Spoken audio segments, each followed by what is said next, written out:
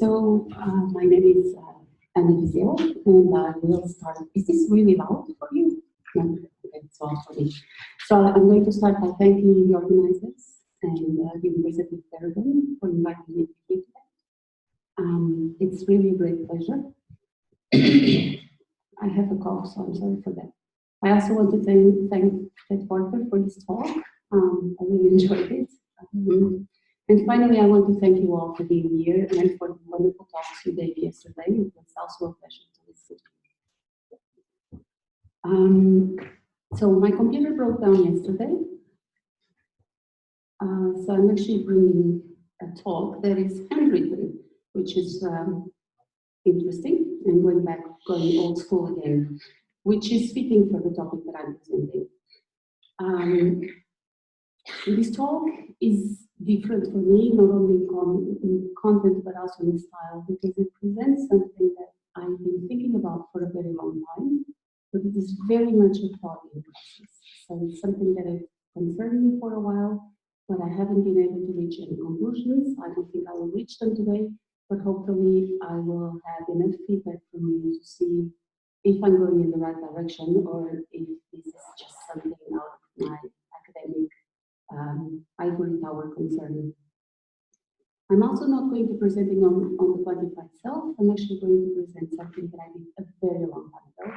I was doing my PhD and I was looking at the visions and realities of wearable computing. So I'm going back to that research and trying to look at it from a different perspective. So what I'm going to reflect with you today is on the difference between humans and non-humans, and how we can use that difference as a site for intervention and for resistance of some sorts. Okay? Now, as some of you may know, I've been looking at the interactions between humans and technology for a very long time. Now, if as Latour proposes, technologies are materializations of society, then what I've been wanting to do is to understand what bodies, what identities, and what worlds are being constructed at the interface of emergent technologies and biology. So this is the question that has driven my research. And like many others in STS, and particularly in feminist STS, I have taken as my starting point the notion that humans and non-humans are co-constructed. So concepts such as the mutual constitution, the socio-material, the socio-technical, the material-semiotic, or even the cyborg have been used by me in my research to bring forth the connections and entanglements between technologies, sciences, knowledge, humans, and other animals, between materials and meaning, and reminding us that we live in a cyborg world. So drawing from these concepts, what I've tried to do is to make sense of the hybrid worlds, the actors and the identities that are envisioned and fostered by technology developers, and later transformed by users. Haraway famously wrote that we are all cyborgs now, and in my work I've attempted to see or address the issue of what kinds of cyborgs we are becoming. Now, to operationalize these notions, the notion of mutual constitution, and also to be able to take the world as one, in my research, I have used actor network theory. Now, nowadays it may seem as if we have always looked at the world as composed of actors, but that is not the case.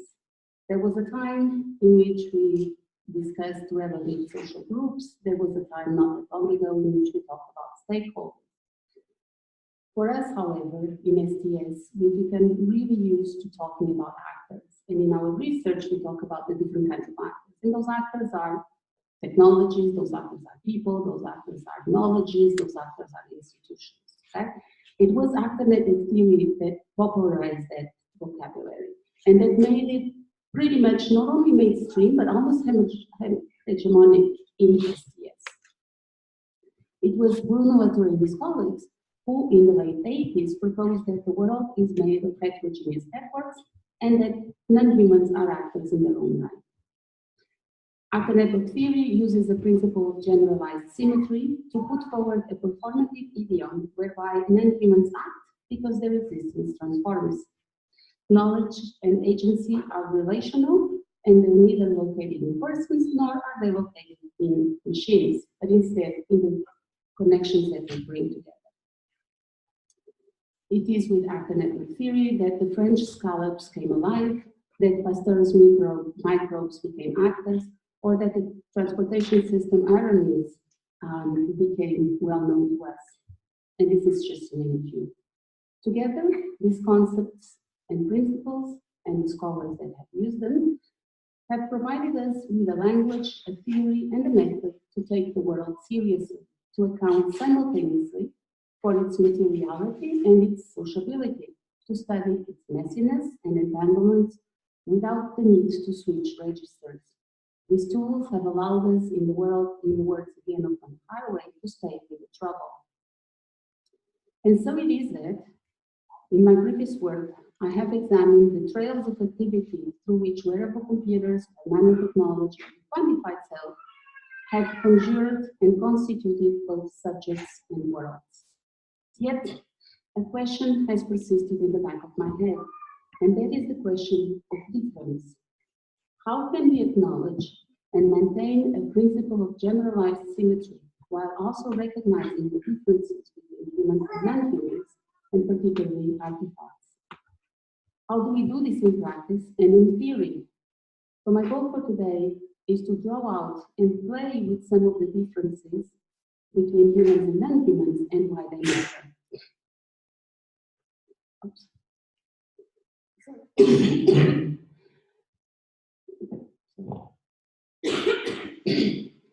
I am, of course, not the first person to think about difference, and let me cite just a few.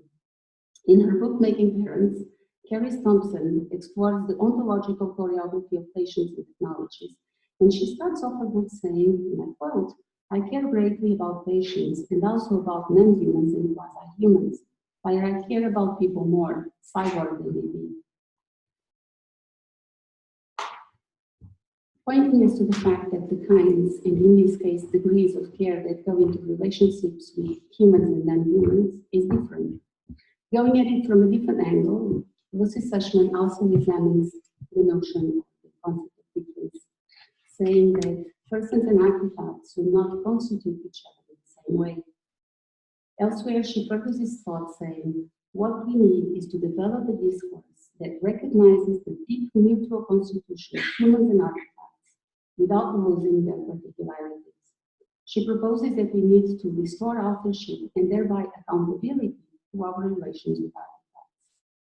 For both these authors then, difference is both a matter of care and a matter of agency.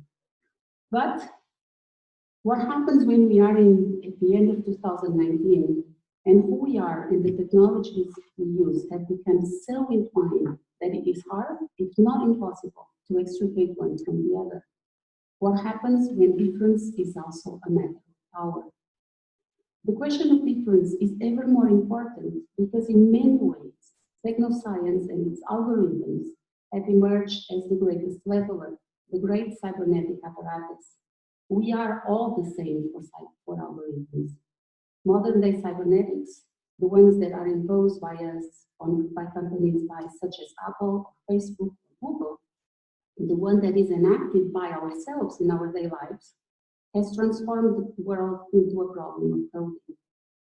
We have become information, or to use its modern valence, we are all made of data.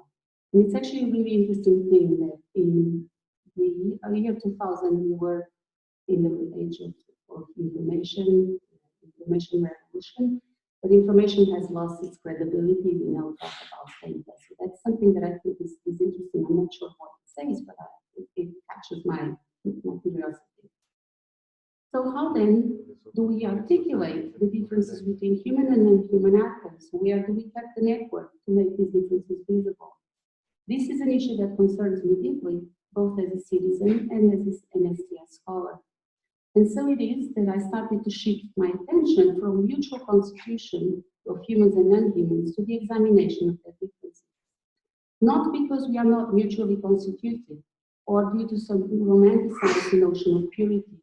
I do not want to say that humans and non-humans are not connected, they are, but rather because I want to point to these differences as sites where we can intervene, as to understand what we can do with them, and in some ways, I would say that's my personal agenda, to resist the work that is being done for us in the world and of which we are not completely aware.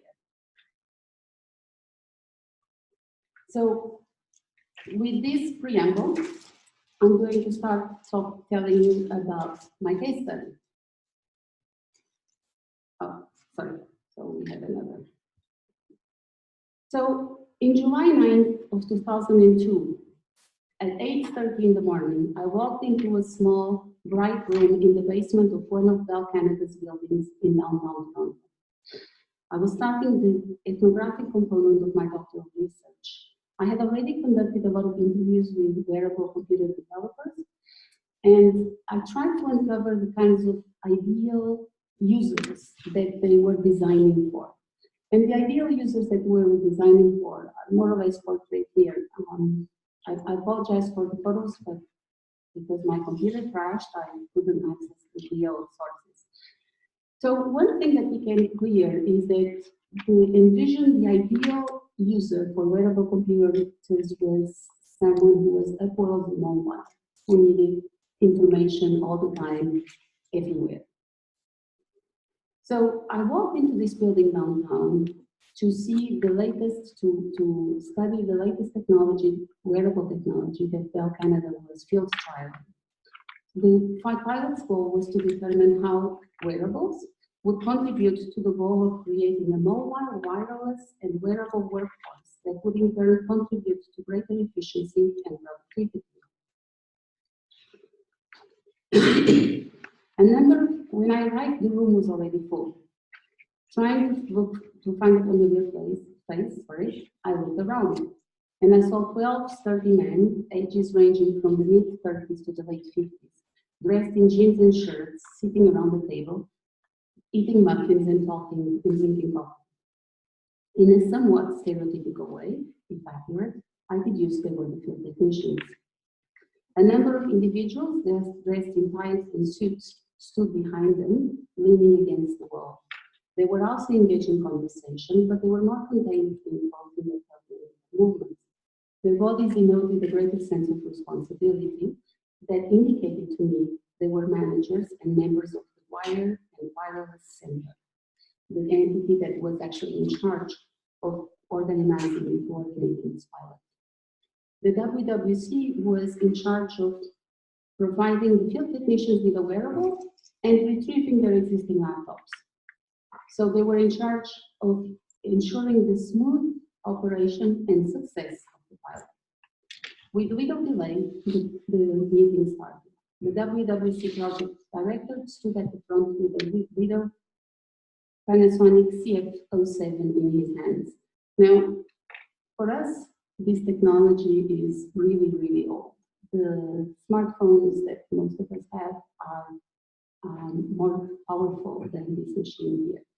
So the CF07 was, however, at that point, really cutting edge. It was a tough book. Panasonic says it was appropriate for use, and I'm quoting, in places never before previously conceived. It weighed about 1 kilo and 670 grams.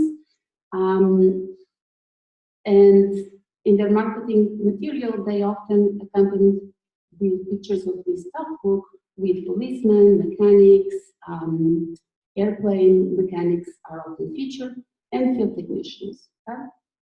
Now, the computer has 3 parts. The brick is the CPU, the wireless display, which is a touch screen, and then the docking station. So it is far from being wearable by our standards, but at that point, it was considered wearable.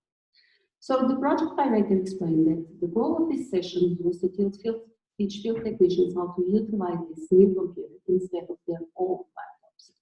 He added that the technicians present there were selected because they were some of the most knowledgeable Bell technicians in the field of computing. and specifically PCs. So then he went through the wearables technical specifications, he detailed what they were called, as well as their functionality.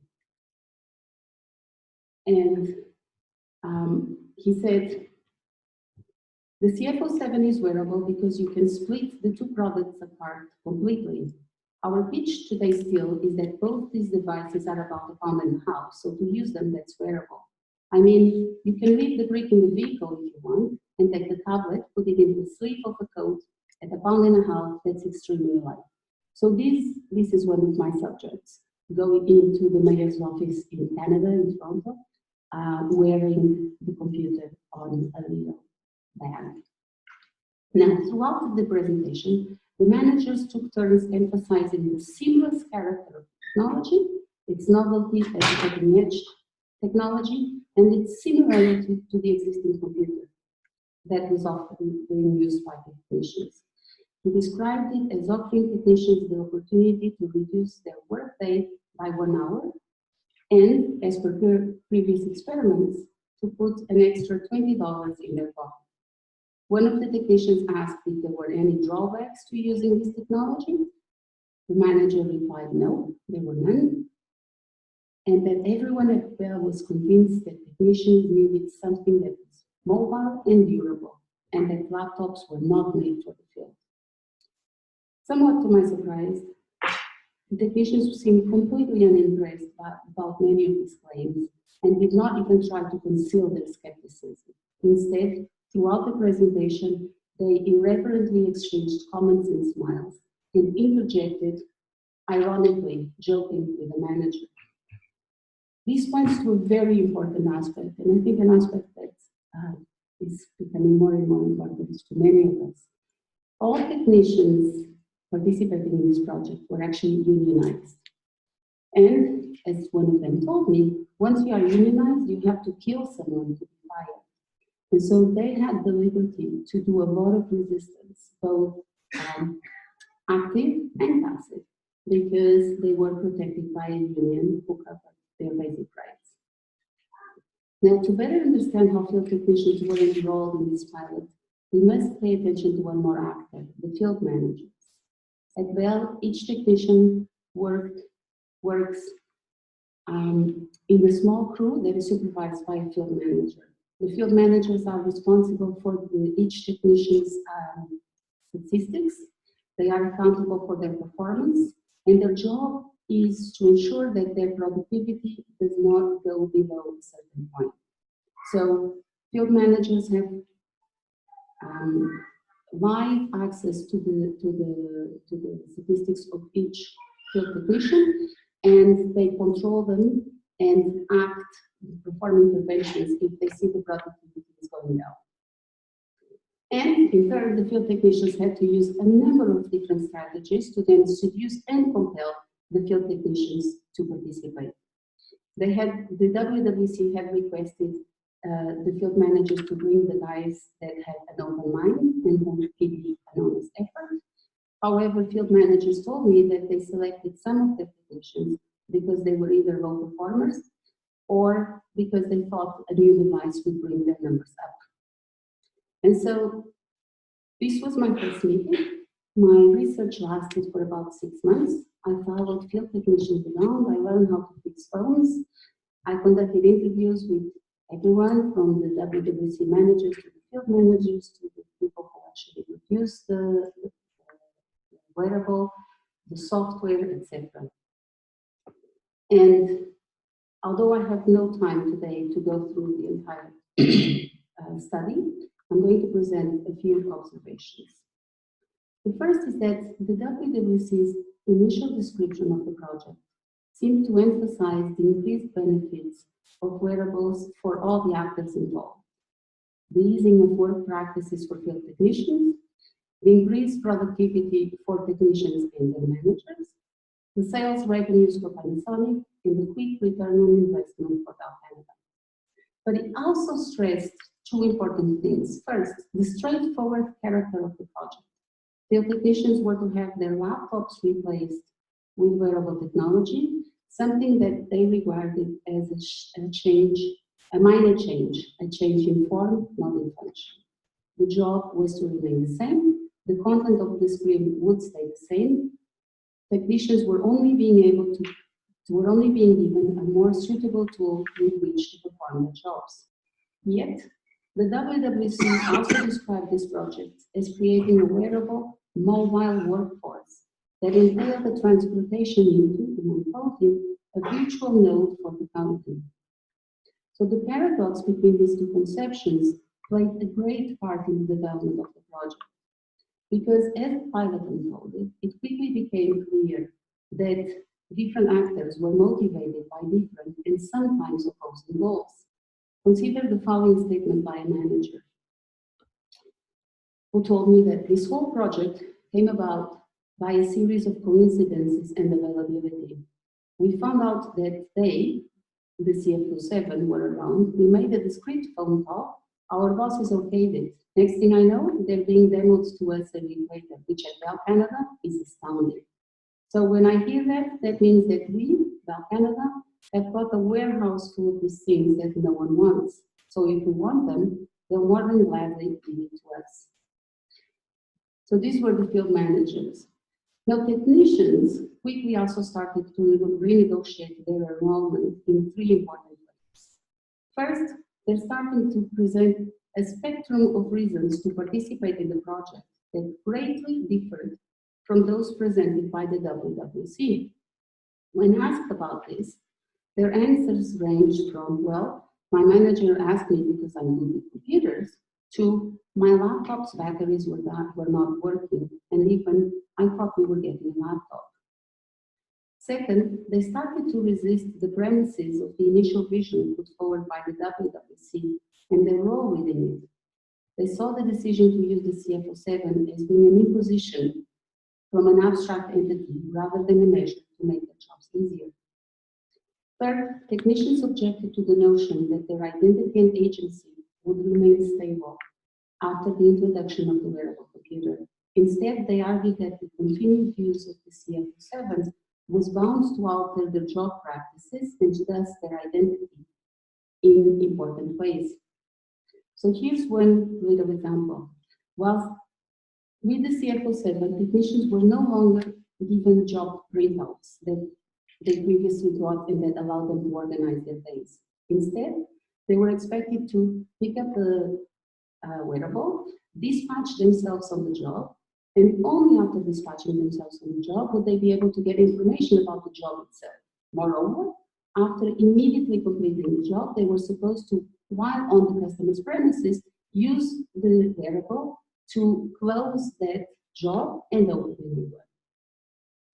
So all this was supposed to be done on site using the wearable. Technicians quickly understood that this made them available to the company in ways that they were not before. And so they resisted this change, and they started resisting it in many ways. One way they did so is that they started writing down the information in pieces of paper.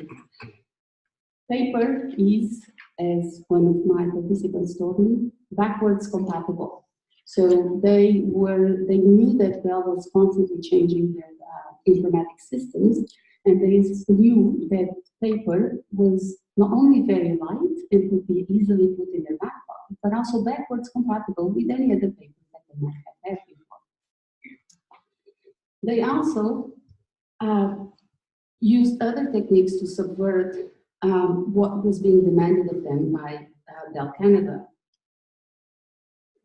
Another thing that they did is that they started using their bodies, their physical bodies, to justify different reasons why they could not use the wearables. And so a lot of the participants started saying that while information has no body, they themselves do. And because they have a body, they cannot be expected to use and carry a computer that weighs 1.5 kilos on them all the time. So that was one thing. The next thing they did is that they started complaining about poor eyesight. And the moment they did that, in order to kind of get these technicians to continue using the CFO7, they were given bricks and keyboards. which then they immediately customized into little desktops.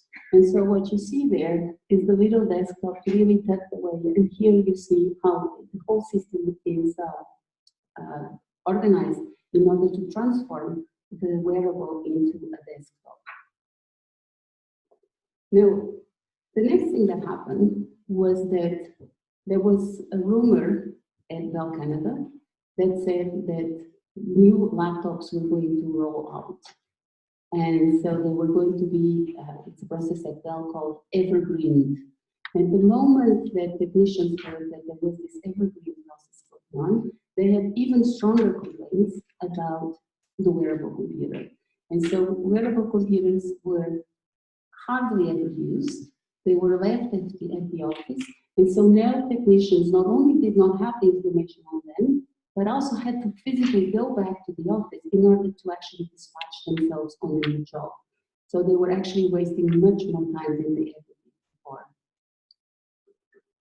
Now, as the identity of the CF07 became disputed and it became largely a nifty laptop, so did that of the field technicians.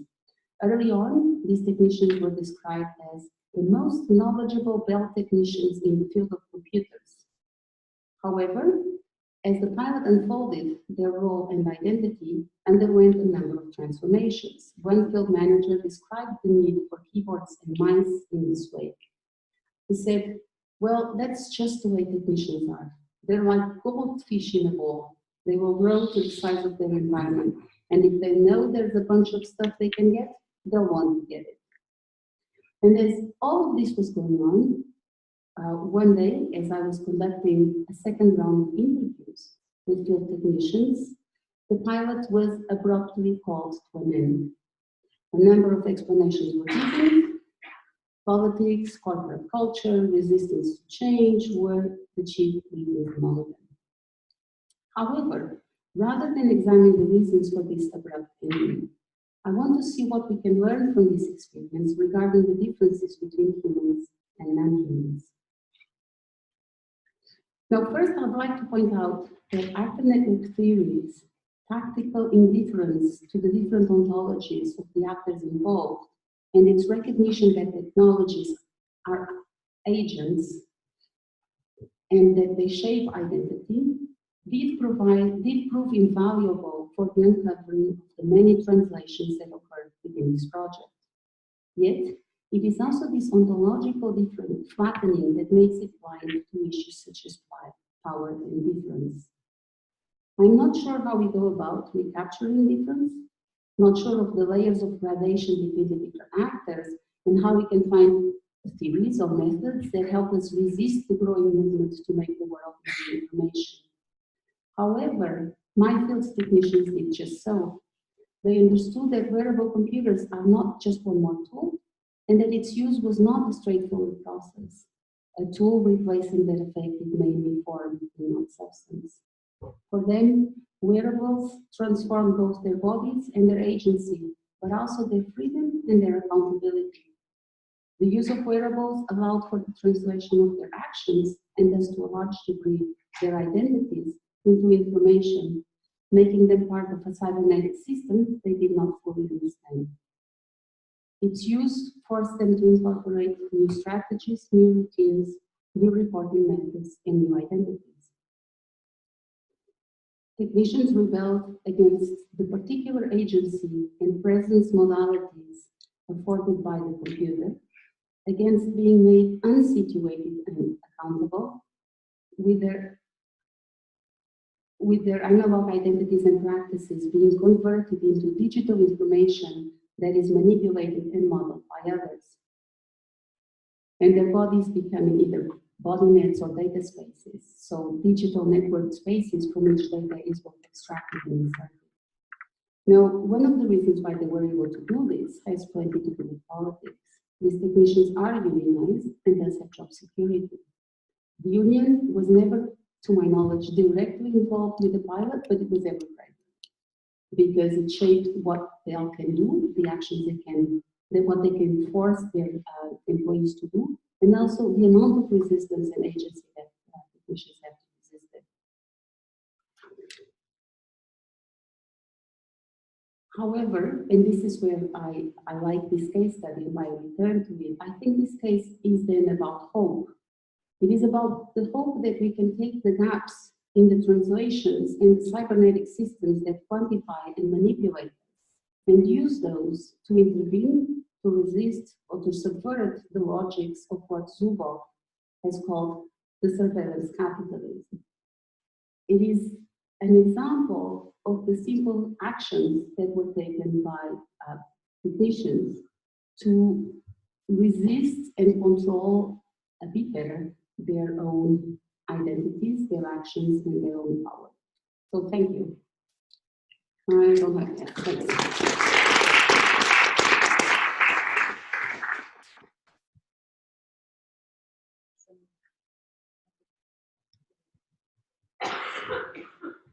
Questions? Yes, we don't have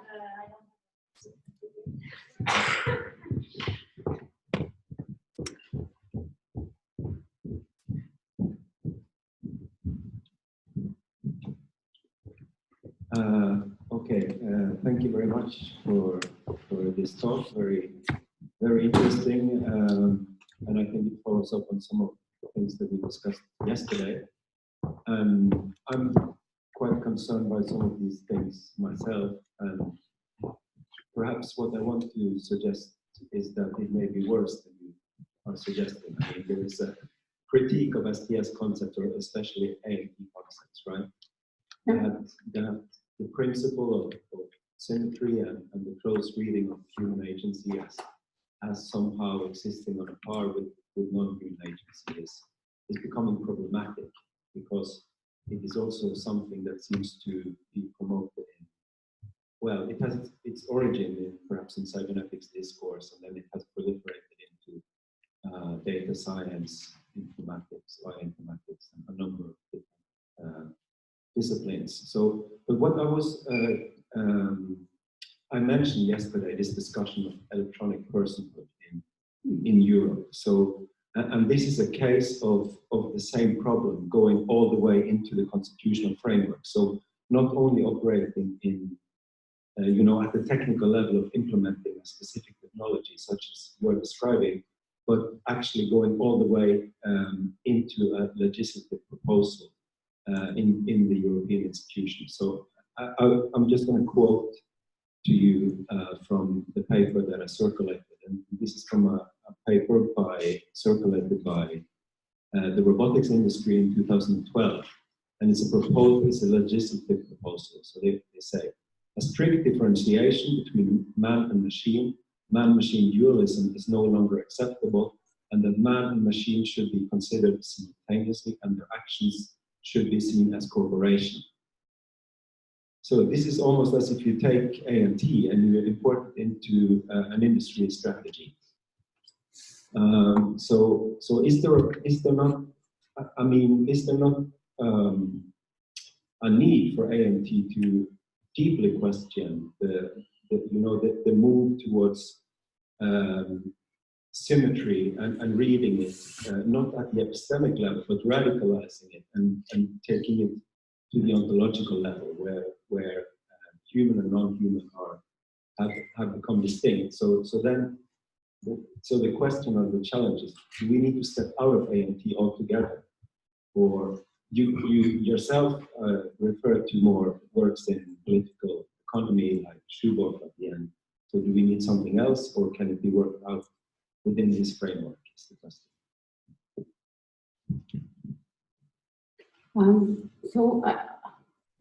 I think actually academic theory has helped us a lot. It was incredibly productive. I mean, it was certainly productive to me.